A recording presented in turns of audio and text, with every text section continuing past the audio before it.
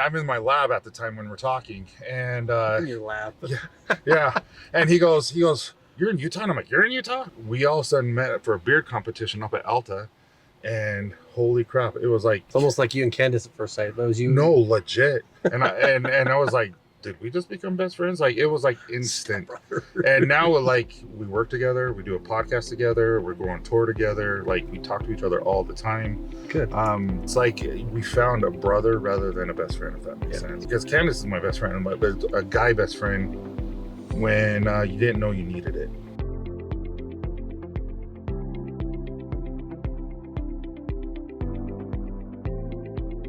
Guys, hey, this is Give Us It podcast. We're out here on the golf course. I got a good friend. Well, not necessarily a good friend, but someone I know. We're going to be good friends. I want to be his friend, right? Dad Bods Beards guy right here, guys. So with that said, just a brief, your name, and then maybe the company or your name of your business that you guys operate. Yeah, so I'm Tyson Allred. I'm the owner of Copper Johns. It's a men's grooming company, and then also I'm a co-host of Dad Bods Beards. That's awesome.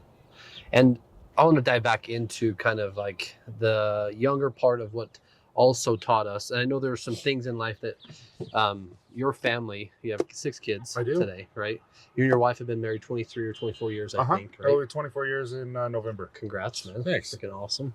What's the secret? I'll tell you this. There's ups and downs, especially when it comes with children, with mental health disorders and things like that. But what I've really noticed is lately, I've been talking to my wife. Like I learned this from the podcast with the gentleman who was on our podcast. And he's been doing a lot of stuff with himself. Like he'll write the gratitude journal at the end of the night and things that he's grateful for. But he'll also say, hey, I'm good at this. Hey, I'm good at this. I love myself because I'm doing this. And I'm doing that for my wife. And so a couple of nights ago, my wife just actually came to me and said, Tyson, what are you doing different? Like we're different. This is like, and I'm like, a good way? And she's like, yeah. It's like, I don't know. And then it dawned on me that for my anniversary in November, I've been writing a daily journal of the things that I recognize that Candace does and why I love her. And it's really, really helped me see her in a different light and show more appreciation for what she does, have more genuine love for her.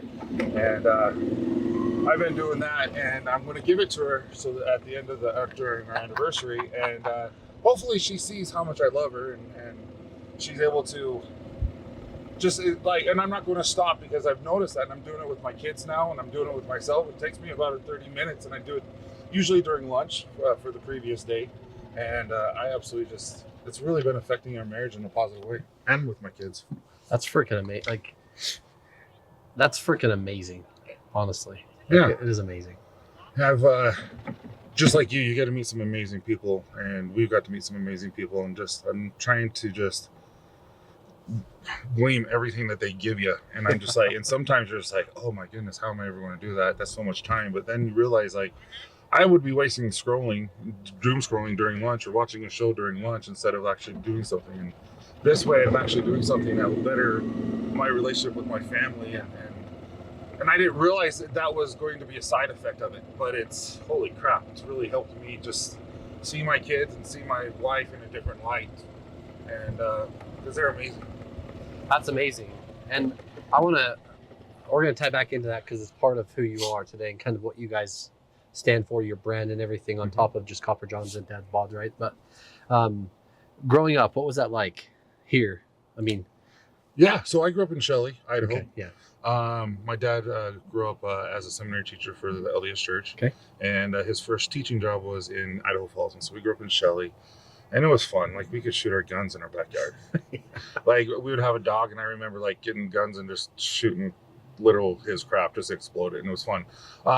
It was weird. Don't do that. I don't know why I'm saying that. I've never said that. but it was just so much fun. And then I grew up and just, I was always the all-star in the baseball, soccer, the football, and I just loved it. And then my grandma and grandpa Allred on my dad's side got really, really sick, and they died a year apart from each other. And so we moved to Utah when I was in high school, and it was just it was a transition. I had a hard time, but ended up just loving it, playing football and just so that was kind of my thing. And I never knew that I held any any issues with me, I've always felt like I have to do this, to be able to feel loved, feel accomplished. And I've learned a lot about myself through Brock and through other people. It's just I was adopted, and my parents are my parents. My mom, my dad's my dad, no matter what. But it's I always felt like some sense of I had to be good for them in order for them to love me. Because there's some ones that we call the real ones. They're my siblings, but they're biological. And so I always felt like I was almost like in a battle with attention, even though that wasn't the case. And with that, like someone today going through a transition, whether it's business, whether it's even at a youth, maybe it's sports, maybe it's moving, like you had to go through. Yeah. Like, what would one thing you could tell someone that you learned from that transition, and even today as you continue to learn, like what would one thing you could tell them that would help them through this transition period? People are having a difficult time at the moment. I've noticed that you start to see the world in different eyes. Meaning like you see all the negative and you see the things that are like happening in a bad way. Like there was a study where I got this from my Love You Bro Joe, who started I Love You Bro. And he basically just said, there was a study that they put a $20 bill in the middle of the floor in a restaurant. And they brought 20 people who has a positive outlook in life, and every one of them saw it. And then they brought 20 people in who had negative outlook in life, felt like the victim, and none of them saw it. And so what I always tell myself, because sometimes I think all of us do this, but some of the times we get into a negative mindset. Like, oh, why me? Why is this happening to me? Like, does not God love me? Anything like that. And I just have to remember the gratitude and I'm trying to see what wins I had that day. And then always have the goals in mind of, hey, I'm going to do this today. And then celebrate that, like the gap and gain. Have you read that book? Yeah. Dude, so many of us always get in that gap where I'm like, okay, I'm going to start paying myself when I make $30,000 in business. Then you get there and you're like, okay, when I get to 50,000, okay, when I get to, you know what I mean? And it's just like, it's never enough. And I've learned that I have to consciously celebrate the wins. Yeah. And celebrate those who are with me and celebrate that. And when I do celebrate those and I am grateful, my attitude seems to not only be better, but it also helps the company. It also helps me. It also helps my family, because everyone can see it around you and they want to be around you because you're uplifting everyone. And I don't remember, Matthew McConaughey has a bunch of things, but even Tony Robbins says, like, you don't get the life you want, you get the life you focus on. Right? Yes, 100%. So if you focus on that negative, you're going to naturally attract it, because that's what you're going to look manifestation for. Right there. And then even if you're doom scrolling, like you said, or you're scrolling, magically you're going to find the algorithm's going to catch what you keep looking at. If you're looking at bad, it's going to feed you more bad. Yeah. Like it just propels the issue, whether you're focusing on the good or if you're focusing on the bad. It's so true. And what's funny is you can tell the algorithm what to look at. And so like if I see something that might be inappropriate or something that I know that's going to affect me, I say not interested. Yeah. And so now all I have is, it's probably really boring to everyone else, but I have like these uplifting quotes and all these sports things and these business ideas. And I really follow those who really want to uplift and help others. Like I follow you. Well, I think some of your stuff has been really, really funny lately. Like I just saw you try to open the door and like, didn't work, and then you just walked in and your whole door's open. Yeah. So I thought that was really clever, and I just mean like those are the things I like to. I don't know. You want to be around people who uplift you, but you also want to search quality and be a part of quality. And so that's why I don't listen to a lot of music. I don't. I listen to podcasts. I listen to positive affirmations. Like it's hilarious when I work out. I listen to positive affirmations. I'm part of an app that I have that I listen to, and I just because dude, I'm talking a lot. Sorry. Don't feel bad. So you're good. This is all another stat. Hear this. I'm like crossing my legs on all it. No. 90% of the world thinks that mental health is no. Okay, I'm going to do. That's another stat. Here's a different stat. 60,000 thoughts in our mind a day, 60,000 words. 90% of those are subconscious. Out of those 90%, 70% of them are negative. So out of those 60,000 words, 70% of that is all negative, subconscious, that we tell ourselves every day, that we believe that we are crap, that we are garbage, that we are worthless. So when I work out and when I'm having maybe a difficult time, I will listen to those positive affirmations because it's feeding me the positivity rather than giving myself the negative talk that I sometimes do. And it seems to really help me, and it puts me in a better mindset. So that's what I do too. I mean, there's so many ways I want to go, and you're never talking too much. So I'm like, guys, listen. Don't say that. An hour later. Like, I'm grateful you're here, seriously. And I look at you and Logan, not only what you guys do, but the impact you guys are having, and the people I've talked to that look up to or talk about your guys' podcast, or kind of what you guys are doing in the community with your, like, even your tour that you guys are going to, right? I mean, there's so many things that are impacting people, and with the impacts on talking about negative thoughts or self-doubt or that internal, like you said, that negative talk, right? How do you teach that to the younger generation today? So I'll tell you this, when I started therapy, so my daughter attempted to take her life when she was in 7th grade, and she tried multiple times, and we did family therapy. And I didn't believe in therapy. Did not believe in therapy. I thought it was a waste of time. I thought these guys just want money. And then I went to this therapy, and I heard my daughter say some things that I never thought would come out of her mouth. And just painful things, and things that, you know, she thinks about herself. And so I went to a therapist, and I'm like, if my daughter is going to therapy, and if there's things that I'm doing, which she said I was doing, that was triggering her, I need to do better as a father. And so I went to therapy for her. And the very first time I went, the doctor asked the question, and I answered it, and I just started bawling, like, I mean, tears, like sobbing. And I stopped, and I'm like, but I'm not here for that. I'm here for my daughter. And he goes, this is exactly why you're here, Tyson. Yeah. And he asked me to go to the mirror, and I wouldn't do it. He asked me to go to the mirror and say, look at yourself. Don't say anything, just look at yourself for a minute. Couldn't do it.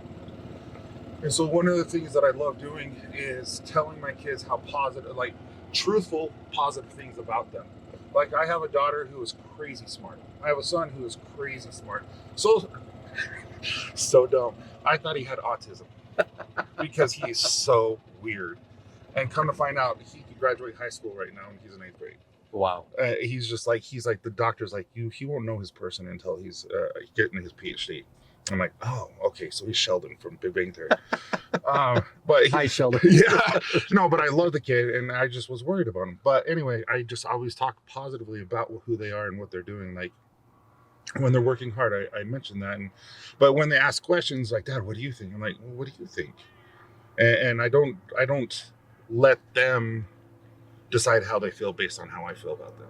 Yeah. And then also we do gratitude, high lows and gratitudes at dinner table. No electronics, no TV. We all have to sit together around the table. And at first it was moaning and groaning. They didn't want to do it. And we ate together, and then at the very end we go highs, lows, gratitude. So one thing that was good today, one thing that was bad today, and one thing they're grateful for. And now it's become something that they just love. Like, we used to take 30, 40 minutes, and now it's like 2 hours. I'm like, guys, I got crap to do. Like, we got to be done. And they just want to keep going. It's been one of those things that I really, really cherish that we do. And, but that's what I'm doing for my kids, that I'm trying to do is like, let them have self-pride, basically. So like, Dad, what do you think about this? What do you think about that? Dad, I did such a good job, right? And I'm like, what do you think you did? And like, I did a good job. I'm like, absolutely, you did a good job. You're 100% right. And so, because like I said, I grew up wanting the validation from everyone. Yeah. And I feel like I want my kids to be able to validate themselves and not need other people's validation to be able to be successful or be able to feel loved. They need to learn how to love themselves too. So that's what I'm trying to do. That's amazing.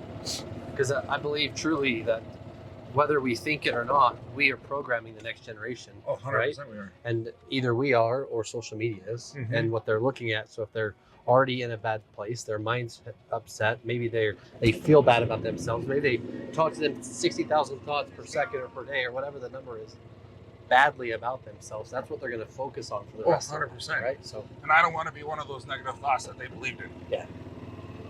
I don't think you could be. I mean, and I also tell people, like, if we think about it in the aspect of trained, taught, and educated, we were taught by our parents, right? And realistically, if our parents didn't get taught or didn't train themselves up to be better, then it's just how we were raised. So you're breaking that evolution for your family. Yeah, and it's been a lot of work. Like I wasn't always this way, and I learned something. Like today, we're learning something. Like it just seems like we learn something every day, and I'm like, I got to implement this. And then all of a sudden you won't, and then you'll hear it again. You're like, suck, I need to do that.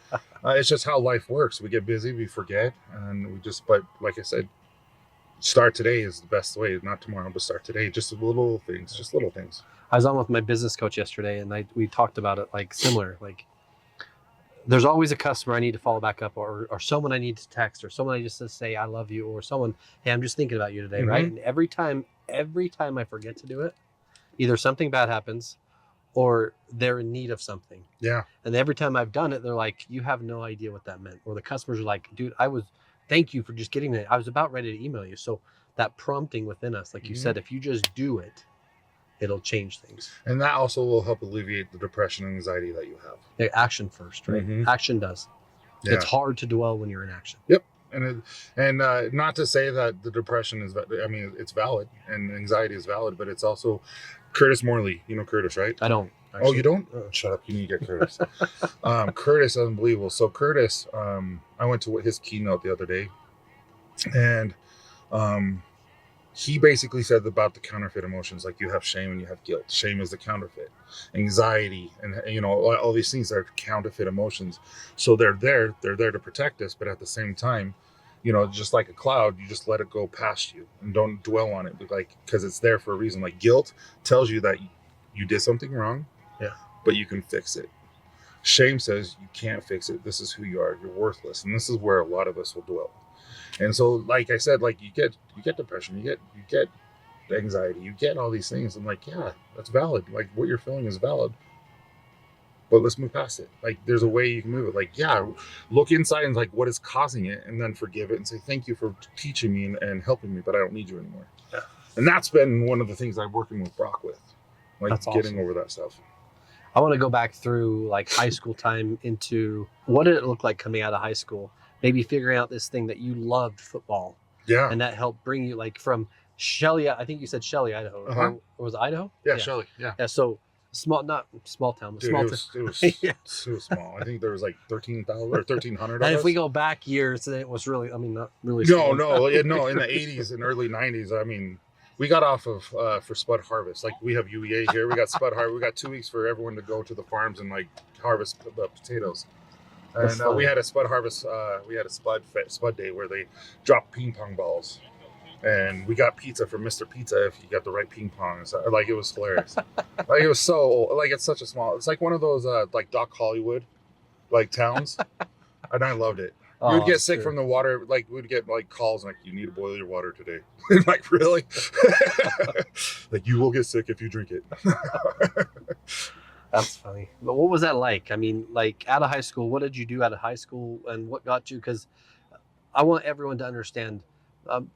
Last time we were at this course, last year we were doing this with the Salt Lake Texan, who's a great kid. I don't know if you know him, but anyway, he was saying your 9 to 5 can basically pay your bills, but your 6 to 12 builds your empire. You have a normal work job. I do. And then you have another business. I do. And then you have another business. I do. And then you're on tour. Where did all that hard work ethic come from? Was it Shelley, Idaho? Was it family? Like what was it? My dad. My dad is always, my mom too. My dad has always instilled teaching and like, I taught college for 10 years after college. I taught sociology. I always told everyone that. So you know how my brain works. Yeah. No, but I always told everyone I taught this is going to be your most spiritual class that's not religious. Because it teaches empathy and it teaches like compassion, and like I would have people yelling at each other. It was so much fun.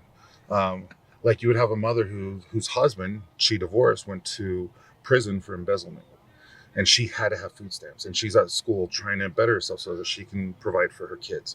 Then you have an 18-year-old who says food stamps suck. Whoever's on food stamps is a piece of crap, and then all of a sudden he sees what she sees and feels what she feels, and all of a sudden it's like boom, instant empathy and instant love for this lady. And I just love that. But I learned the teaching and I learned the hard work from my family because they're always working. I always saw my dad working. So I don't know if you want to go religious, but I'm going to go religious. I served a mission in Guatemala. I was there for a couple of months. I got super sick. I got a tumor in my throat, had to come home and get surgery. That's crazy. Yeah. It's hurt really bad. It was right behind my tonsils. And basically got that taken care of. Then I got sick again and so I wasn't able to go for about 7 months. And then I went to Houston, Texas, and got surgery there twice.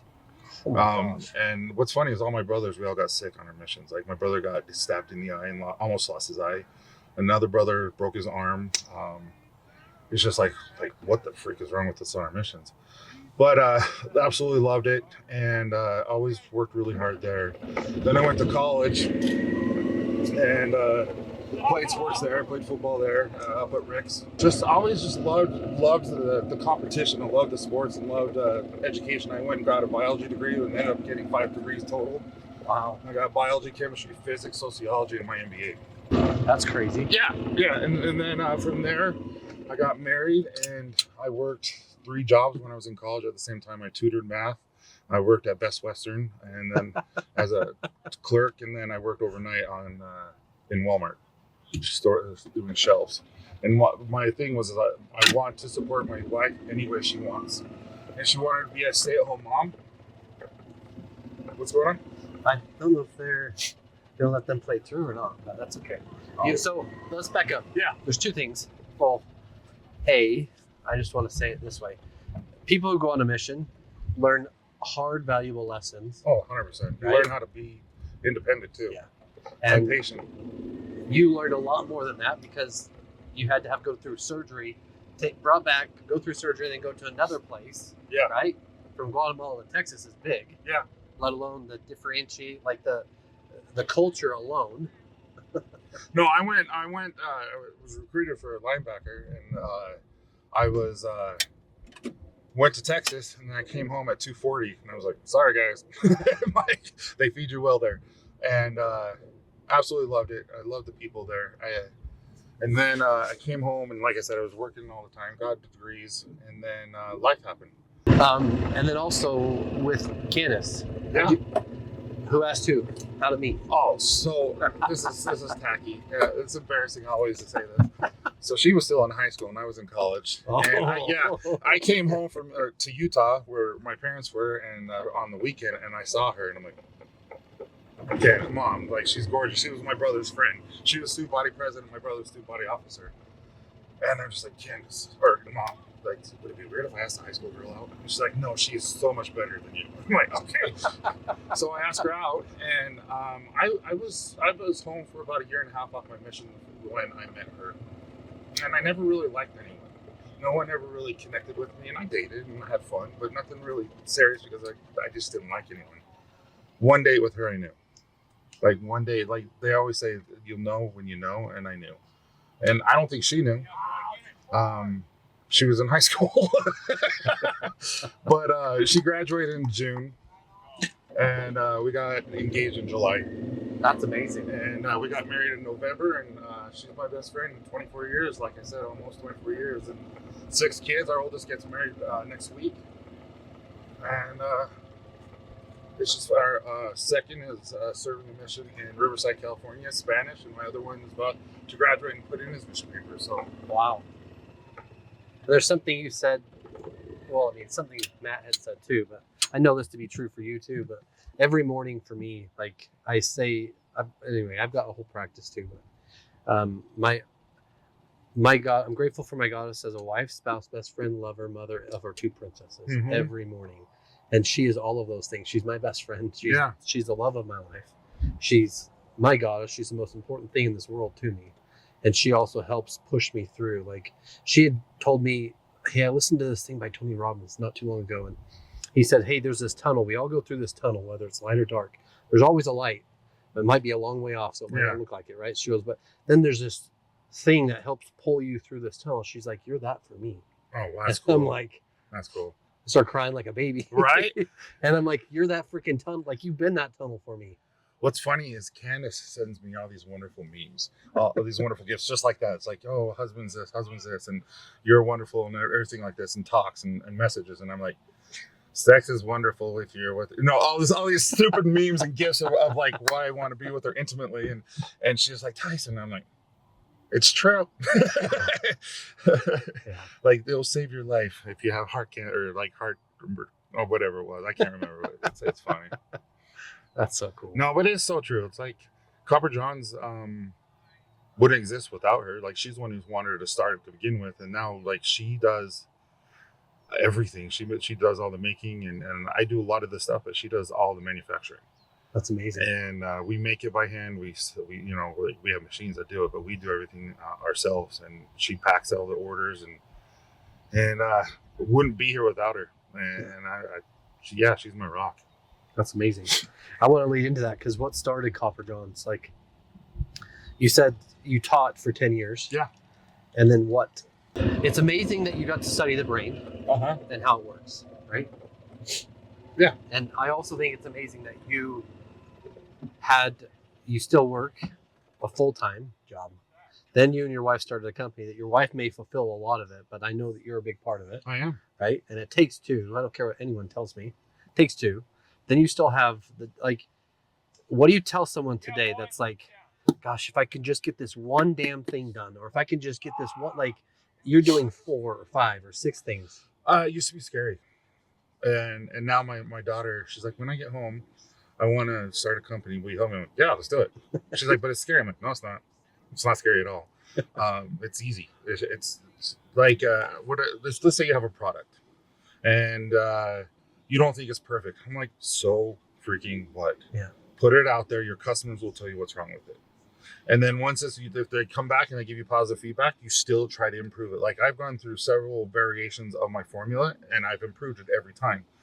And, but the customers will tell you if it doesn't. Like let's say I come out with a beard oil that has a scent and it's coffee scent. Like I came out with one that has coffee. Coffee, like real ground coffee, is really, really good for your skin. It helps grow your hair. It helps soothe your skin, soothe irritations, gets rid of beard drift and dandruff and all this. But it's coffee. And so it has good to me. No, dude, it smells amazing to me. And I added a little bit of blueberry to it. So it was a blueberry coffee. And it almost smelled like a blueberry muffin with coffee. It smelled amazing to me. Customers didn't like it. And so I just got rid of it. And so we added lavender and peppermint, rosemary, a couple other things, 2 separate ones, and people love it. And so it's just like, start now and listen to what your customers are telling you. Don't be too cocky. Be humble enough to realize that your customers are who you're listen to them. And but just start, because you'll never feel ready. That's being ready is not a feeling. Like you just do it. Anyone who starts a podcast today, or anyone who starts, hey, I'm just going to start creating videos today. I'm talking about my craft or the thing I love or my passion, right? Just freaking start the damn video. How did you and Logan meet? I know you guys said through TikTok. Really? Yeah. So Copper Johns, at that time we had about 6,000 followers. We were about 2 years into the company. So we were starting to get a name for ourselves. We were starting to get some major affiliations with some big people. He reached out to me. I actually was following him on Instagram or on TikTok because of his stupid comedic stuff. Like he had one that was a beard. His beard was so big, and he drove trucks at the time, and he drove up in the mountains with his truck, and he stopped and like, I have an idea. And he started calling, and it's like when you're looking for your mom and dad, like as their Sasquatch. And I thought it was the funniest thing ever. And so, but he reached out to me. He's like, hey, how I'm just started doing this. I'm just wondering if you could send me some product and I could give you a shout out on the reel. And I really believe in that stuff. I do. I have no problem with that stuff. I think it's cheap advertisement with authentic people. Yeah. That are wanting to help you. And so I'm like, yeah, absolutely. And he's like, so what's your address and all? And he told me, and I'm like, dude, we're on the phone now. Like, it's weird that he called me. I never talked to him. And I'm in my lab at the time when we're talking. And in your lab. Yeah. And he goes, you're in Utah? And I'm like, you're in Utah? We all of a sudden met for a beard competition up at Alta. And holy crap, it was like, it's almost like you and Candace at first sight. That was you. No, legit. And I was like, did we just become best friends? Like, it was like instant. And now we work together, we do a podcast together, we're going on tour together, like we talk to each other all the time. Good. It's like we found a brother rather than a best friend, if that makes sense. Yeah, it was weird to find like a best friend because Candace is my best friend, but a guy best friend when you didn't know you needed it, and especially in my 40s. Yeah. And then what's the passion behind everything you do? Like if we just go to Copper Johns alone, like you just started doing it? You needed it? Like what? Yeah, like, so what happened? I was the only one who likes sports in my family. I have a daughter who loves volleyball, and I have another daughter who does cheerleading, and I love going to the football games and watching her cheerlead basketball. It's really, really fun. Um, but I was so excited to have boys and coach them in football and coach them in things like I know how to play, like not living vicariously through them, but just teaching them what I know and watching them succeed. None of them want to do football, and football is one of those that you have to want to play or you're going to get hurt. And so I'm like, okay. And so, but he loves theater, and I did. And he one day just said, "Dad, will you audition for me and audition with me, see if you can do it?" And I'm like, "Yeah, let's do it. I'll do it." I've never done anything like that before in my life. Anyway, push come to shove, I did 28 professional plays with him. 28. We did 28 shows. We got paid for them. We did a couple of TV shows together, like Andy Mack show on the Disney show. We did a lot of that kind of stuff. But one day I auditioned with him for Oliver. Okay. And they asked me to be Bill Sykes, which is the main bad guy. And they're like, you need to grow a beard. And I've never grew a beard before. And so all of a sudden I was growing this beard and it just itched. And I didn't like it. And so I tried beard oil, and I'm allergic to grapeseed. And it actually burns my skin. Like, I have to take testosterone. And the main suspension that they put it in is grapeseed. And so when the doctor would give me a shot, my butt would swell up. Like, literally, I couldn't sit or anything. And so my hair would actually fall out and my skin would burn. And so I'm like, okay, I have a chemistry degree. I can figure this out. So I started making my own. And I loved it. And then all of a sudden my friend's like, what do you use? And I'm like, well, I use my own. And he's like, well, can I buy some? I'm like, no, I'll just give it to you. And then COVID hit, and I was still essential because I'm on the Air Force. And then Candace, she's like, we were actually talking to our religious leader, Bishop, and he said, Candace, like, what do we do with her? Because we're like struggling financially because I work for the Air Force. And 6 kids, and the bishop's like, if you don't do something now, when will you? And if you don't start now, when? And so we're just like, Candace and I were praying about it. We felt like, we've always wanted to start our own company. We always want to be self-sufficient. Yeah. And so she's like, let's do a beard company. You already have the product. You already know what you're doing. So we started out with 6 SKUs, beard oil and beard butter, and in 3 different scents of each. And it just like, I didn't know I could build a brand. It was weird. And it's grown to, hundreds of thousands of people know us all around the world, and it's really, really cool. Like, I get orders from all around the world. Like freaking, it's weird. Like, I just got an order from Saudi Arabia, and I'm like, that's weird. And Oman and India, and what is it? Where the Italy shoe is getting Sicily. I'm like, and all these random more. I'm like, how did you hear about us? And it's just really, really cool. That's awesome. And then obviously meeting Logan, you had started this passion, right? Maybe it wasn't a passion, but like you said, with your son going through this period of, you have to grow a beard. Wow. Yeah. And then, oh man, like it itches. And then now led you to freaking Logan. Yeah. And led you to Dad Bods and Beards. Yeah. And let us, but see, my whole thing was, I didn't realize how important mental health was. Like, I knew it was important, but I had no idea that it was my passion.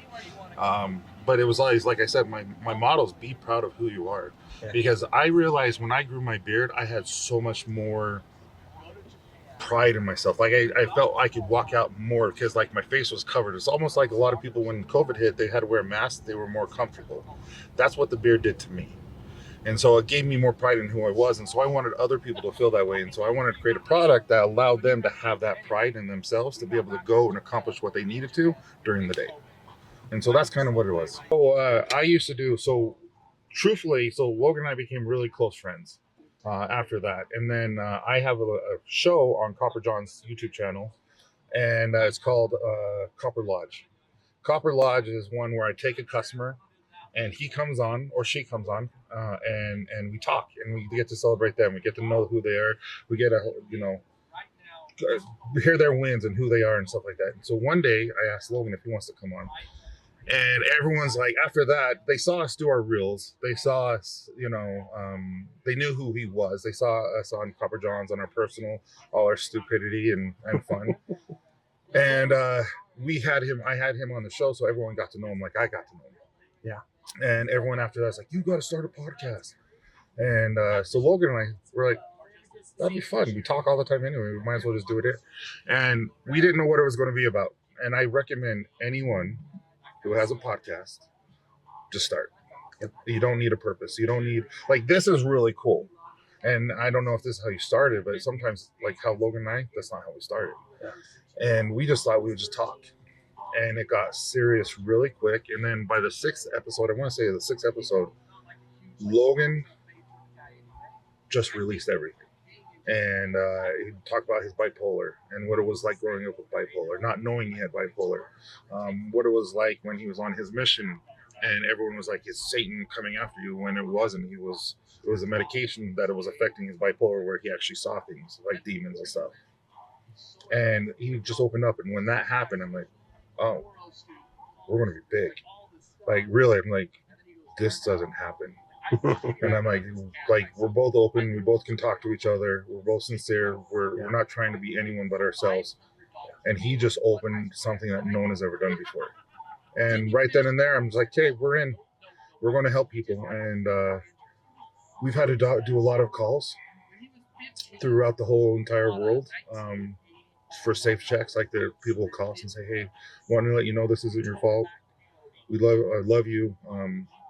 And I've been an avid listener, but I just can't do this anymore. And so thank you. I just want to let you guys know that. No idea who they are.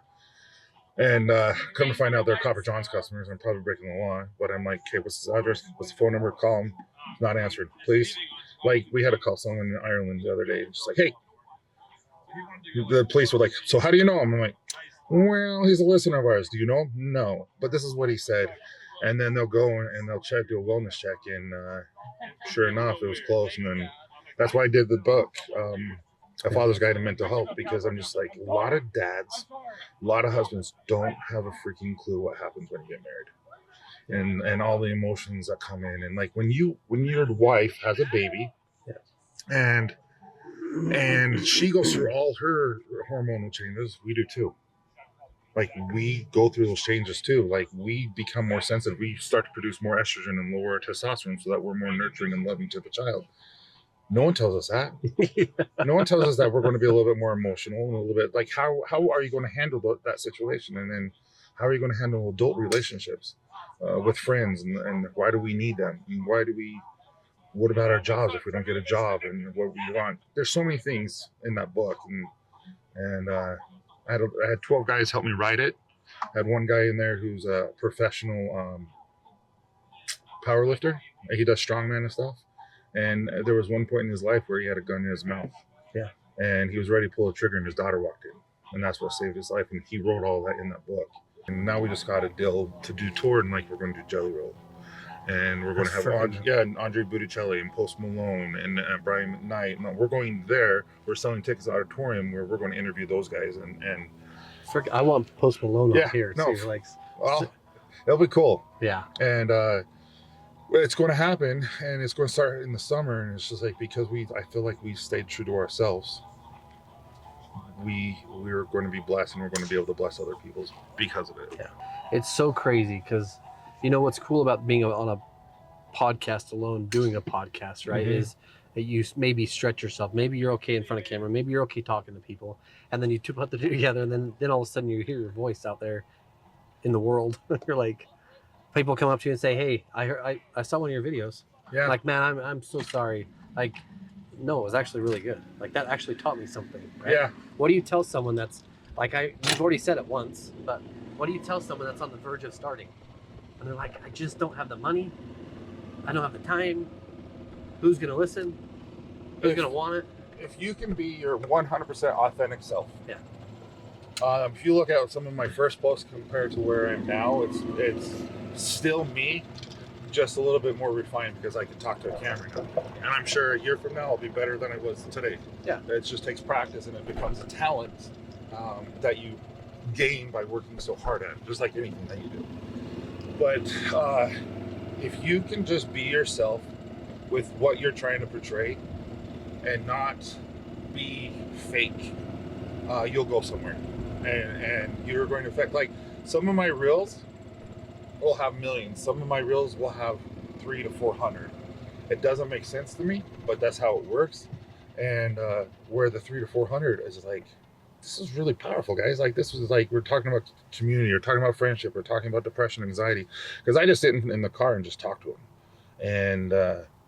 and then I'll get on, and I'll delete some of the. I probably shouldn't have said that, but it's just if you really want to make a difference in someone's life and a difference in your life, just be your true self, and your people will find you. Yeah, I agree with that. And just do it. Doesn't matter. Don't worry about it's. I used to look at my comments religiously and be like, "What? They don't like me? What? I don't understand that." And now I'm just like, "You're going through something right now." And I sometimes Gary V on us is what you're doing. Yeah, no, it's true though. But it's true though. It's like I'm like, dude, you are. One guy came after me. He's like, this therapy, this depression. I mean, back in the day in Vietnam and World War II, we didn't need that. I mean, they just held it in and they were great. I'm like, no, they weren't great. Military, they're not great. You know how high the suicide rate is right now? Yeah. Like, they are not great. I'm like, it's not okay. Like, to hold everything in, you need to release that. And so if you have that voice and you can tell someone just to affect their lives just in a positive way, just a little bit, to make them happy, make them forget. Or if you're not doing that type of reels, where you're doing kind of what I am and trying not to lecture, but at the same time, I'm like, guys, you can do this. You are good enough. Do it, because it's going to affect, like, I know for a fact I've helped people, and that's what it's for me. And like, hopefully one day we're monetarily benefited from it. But at this moment, it's just because I love to help people, and it's a true thing that I really, really want to do, because I know what it feels like to be miserable. I know what it feels like to feel like a failure, and I've seen firsthand what it does to my daughter, and feeling like you're not good enough, and it's not a fun feeling, and I don't want people to feel that way. Yeah. And if everyone really knew what other people thought of them, would it change the actual opinion of themselves, of what they think of them? 100%. A lot of people will just like we were talking about manifestation, but they'll just self-manifest because they think someone's thinking ill about them, and like, dude, they're probably thinking of, like, I need to go to the bathroom, but and their face is a little weird because they're hurting, and it's just like, dude, no, they're not thinking about that, how they did something weird or wrong. I'm like, you go to the gym, people have a hard time going to the gym at the beginning because people are going to judge me. Like, no, they're looking at themselves in the mirror and seeing how gorgeous they are right now. Like look at me, I have six pack, and I'm like, one day, but like, let's go, Brock. yeah. No, but for real though, it's just like, no one is judging you. Yeah. No one, if anything, everyone's celebrating you, and we need to do a better job as a community out there to say, that's awesome that you're here. That's awesome what you're doing. Proud of you. If anything, so that people feel more comfortable to be their true selves. And there's a question that comes to mind right now for me. Would you rather have motivation, or would you rather have purpose? Purpose, because with purpose, you don't need motivation. Brock and Ben Carr. Have you had Ben Carr on? If you want, I have his number. I've got his cell phone number. Okay. I messed, but at one of the extra rooms last time with Finnegan. Oh yeah, up at the theater. The theater, yeah. I got to meet him a little bit there, but anyway, I just need to. Yeah, he's a stud. Yeah. But Ben, I lost my train of thought. What were we talking about? About purpose versus Oh motivation. yeah. So Ben, dang it, it was really, really good. I told my whole team about Ben, like, and even my wife, and I told this to my daughter, like, hey. Oh, now I remember. But say it. So she's like, hey, Dad, like, something about school and friends. I said, there's people that stand out in this world, stand out, and they do not want to. Yeah. And all of us then try to stand out. Mm-hmm. I think if you were blessed with the opportunity to be the person who had to stand out and you didn't want to, it's a blessing now, but it felt like a curse back then, I'm sure. Right? Yeah. As Ben could talk about. Oh, dude, and his story is so inspirational. I went and saw Stand Out in Centerville, and my wife and I went with my in-laws because I invited them, and dude, I was bawling. I'm gonna say tearjerker. Yeah. Sure. And my wife, as soon as they came and adopted their children, just tears, like. I show that to my wife, I'm crying. Yeah, it's so true though. But so Brock and Ben, they both kind of taught me a huge lesson. We go and we do these goals. Like, I want to read 2 books a month, or I want to lose 50 pounds, or I want this, I want this. I want to be able to accomplish this. Those goals are too small. What I've learned, because there's real no clear path to do it, because like, I want to lose 50 pounds. Okay, so eat healthy. Okay, exercise. Okay, but now let's say I want to, like for me, I want to go skydiving. I have to be 250 to skydive. I weighed 352 last year. Wow. And You yeah, look good, by the way. thanks. I appreciate that. With Brock's help, seriously, a lot of work with Brock's help. But I have 30 pounds to go, and well, 25. And I'm just like, but it was a clear path of what I needed to do, because I didn't have to think about, okay, this, and this. I'm like, I want to go skydiving. I have to be this weight. So this is what, and all of a sudden the path was clear, exactly what I wanted to do.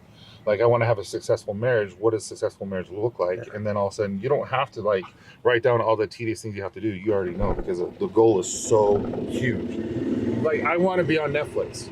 I want to be at like Logan and I's tour that we're doing. I want it to be so good that Netflix will say, hey, we want to film you do this, and we want to put it on. That is a goal of mine. It's 100% a goal. And I never said it out loud until Ben's like, you need to shout it out to the rooftops. Yeah, for sure. And I want to do Madison Square Garden. I want to be able to have a show in Madison Square Garden. And I actually talked to a guy. He's like, we'll make it happen. And I'm like, what the freak? Like, seriously? But I have to say that. But all of a sudden, now I know that if this is my goal, to be on Netflix, and this, guess what I have to do? I have to go do open mic nights 3 times a week. I have to start working on my craft every time I get an opportunity. Writing to my wife, like I talked about, that is helping me with my writing and storytelling skills. There's so many things that now I'm working on my keynotes, and how do I implement my comedy with my keynotes and all my stories. And it's just like, how do we, and I'm meeting with a guy on Tuesday with Logan and I, and we're actually building who writes plays for a living and writes shows and comedy shows. And we're meeting with him, and we're going to write this whole thing for 90 minutes. That's like, so cool. I know exactly what I want. So therefore I'm like, I know what I have to do. Yeah. Like, you don't have to write it out, because you know what you have to do. And so like, so it's just kind of like, I don't know where this came from, but it's just like, just start. And you'll be surprised. It came from this. Yeah, just start, and you'll never know what happens, and your passions change. But my passion never changed. It just became more than it was. Yeah, if that makes sense. It does, and I believe that I believe in so many of what we've talked about today. But like, if you say it, your mind hears it. If your mind hears it, then somehow you'll read it or remember or see it. Like, your mind can visualize it, right?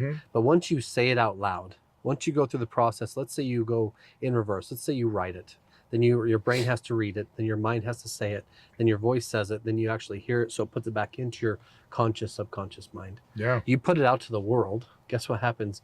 You either do it or you don't. But once you've said it, you're going to do it. You have to do it. Yeah, everyone knows. And I actually talked to Ben about that. I'm like, Ben, what happens when, like, people are going to make fun of you, and they're going to say, dude, that's not, you can't do that. And he's like, Tyson, you only live once. And he's like, let them, like what Mel Robbins says, just let them make fun of you. Let them, it's like, you're going to do it. And what's going to be funny is, like, 4 or 5 people will know how to get on Netflix, and they will work with you to get on Netflix. And it's like, a couple of people will know what you need to do with this or this or this. It's like, but if you don't say it out loud, they don't know. Yeah, they can't read your mind. Yeah, and I'm just like, this whole time I've been told my whole life, don't say it out loud, because you don't want people to tell you otherwise. And now I'm just like, I want to tell everyone. The thing is you're helping people today. Yeah. Like, just being here, you're helping me. You've got 1 million views. I've never gotten that. And every day I'm like, do we keep going? Do we keep doing this thing? 100%. Well, I know I have. I say it every morning, so yes, I'm going to do it. But it's a matter of, like, the motivation can fade. You can have these cool hype moments, these cool great moments, and then you're like, But if the purpose is always here, and you've said it out loud, it's just like if you tell your children today, "Hey, Dad's gonna be 250. I'm jumping out of a plane." They'll be like, "Dad, you there yet? Dad, what's going on, Dad?" And they're like, "Can I go? Can I go? Can I go?" I'm like, "Yeah, absolutely. You have to be 18 though, so my kids 18 and older are going to go with me." Good. So that's freaking awesome. I know. I'm going to Moab, and it's going to happen, and I'm hoping. That's why I'm doing, like I said, like, you have purpose, motivation. Do you think I have motivation to run this morning? No. 4:30 this morning sucked. Ice plunge, it sucked. I know. It's not fun. But it becomes fun because it's something that you become. But I didn't want to wake up early and do it. I don't want to wake up every morning at 4:30. Like literally, you have to wake up at 4:30 in the morning and do it. It's like I don't like that. Especially when you have late nights at Copper Johns making stuff and fulfilling orders and paying bills and all the stresses and anxieties that comes with that. It's like, but because you have purpose, that you just do it. I want you to highlight something after, because I just want you to talk about one thing for me. But I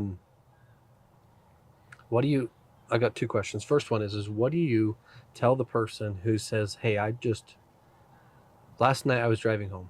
I told my wife when I got home, man, there's people out there that say they work so hard, and they worked 8 hours. What do you tell someone that's saying, I'm working as hard as I can, and yet, as Gary Vee says, you can sleep 8 and you can work 8. What are you still doing with the rest of it? Yeah. There's still 8 more hours. That's a great question. And I have had a hard time with that because people are like, how do you maintain everything, the balance? I'm like, you can't maintain a balance. You can't. It's impossible.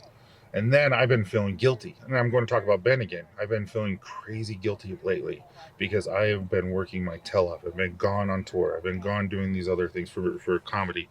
I've been gone doing other things. And Copper Johns, like after this, I'm going to go do a live on YouTube. It's a Q&A session with my customers. And then after that, I have 500 ball washes I have to make. I have 400 oils I have to make. And I'm going to be there till like 11 o'clock tonight. And I feel guilty. I'm not seeing my kids or my wife. My wife will come later. But then Ben is like, he was at a keynote and he said, the guy told him and quoted him, and I'm going to butcher the quote, but he's like, the highest form of child neglect is a parent not living its dreams. Yeah. And because the parent has to, the child has to know what failure is. The child has to know what getting up from failure is. The child has to know that he or she can live their dreams no matter what they are. And so if you are not living your dreams, you're giving them a small little baby, like, you're putting a seed. Yeah, this is all you can do. But if you're out there living and pushing, and it's like the child can be like, I can do that too. And that's why I tell my daughter when she wants to create a business, I'm like, yeah, let's do it. She's like, but it's scary. I'm like, it's really not. Yeah. It's okay. Like we'll get it. Like it. And like maybe your business is a dumb idea, but it's not. But it's just like that's what I say is like when it comes to work, I think it's important for sleep. It's important to take care of yourself, but it's also important to get the stuff done. Like you have to take care of your customers. You have to. Yeah. Or you refuse, or you stop having customers. You have to take care of certain, like, I have to always make sure that all my stock is up. Like, I have to order raw materials all the time. Yeah. I have to email my customers all the time. I have to do videos all the time. Yeah. And it takes time. Yep. But I'll invite my kids and say, hey, I'll pay you, $15 an hour to come help me label. Or I'll help you come, and they'll come do that, and we get to spend some time together. But when I'm home, I'm home. Yeah, and I'll say that. And so, when you have purpose, and I really like that question that you had. When you have purpose, it doesn't matter. Yeah. You know exactly what your dreams are and you're going to live them. Yeah. The common thing that comes back for me is, well, you own the company. Yeah. So you've got a lot more at stake. And I said, well, okay. But if you're living to the very minimum of your potential, like not even potential, you're just living to the minimum. Mm-hmm. Everyone in the world's doing that. Mm-hmm. And then now you're teaching your children, hey, live to this, like you said, like live to the bottom. You put a ceiling on your family, you put a ceiling on your life, and then that behavior becomes natural in almost everything. And I would also say this, is that maybe you haven't found what you're looking for. Like you're not doing what you were meant to be doing. Like, don't limit yourself on a 9 to 5 if that's not what you want to do. Like create something. Like you said, I don't know. I just like a lot of people will sit there and complain about their life. I'm like, well, do something about it. Yeah. Like Logan always says is like, we're there to help you, but it's also your responsibility to take care of yourself.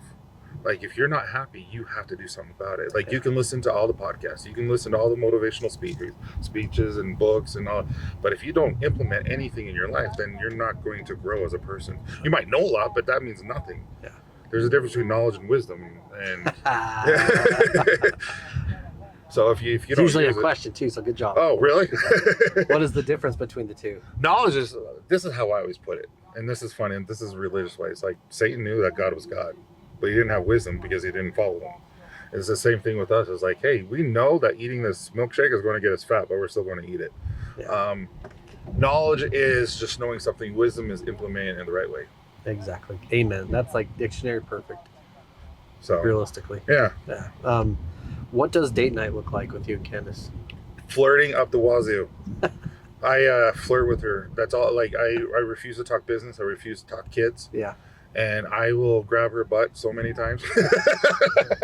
No. A freaking No, but I flirt with her. I try to let her remember what it's like just to be married, rather than having all the stresses of being a parent and having a business that, you can have a really thriving business, but there's still a lot to do and still a lot of stress. Like, you get a big order like we just did, and I'm like, hey, there goes my weekend. But every Friday night I will do something like this. Tonight, though, unfortunately, it's gone because we got the order. But tomorrow during the day, we've already talked, and we're going to go. And usually we like to go fly fish. We love going fishing. We'll go to like Pineview, where the kids can still get a hold of us if they need to. But yeah, and we'll just talk, and we'll have fun, and we'll reminisce and talk about our future. And like I said, I do a lot of flirting. That's good. What is the focus with Dad Bods and Beards? There's so much to it. If you could say something to someone listening today that would go from maybe just hearing our podcast once or just a snippet of this to following you guys, why would they do that? We've gotten some comments recently as saying we've changed our form and how we do things, and we have.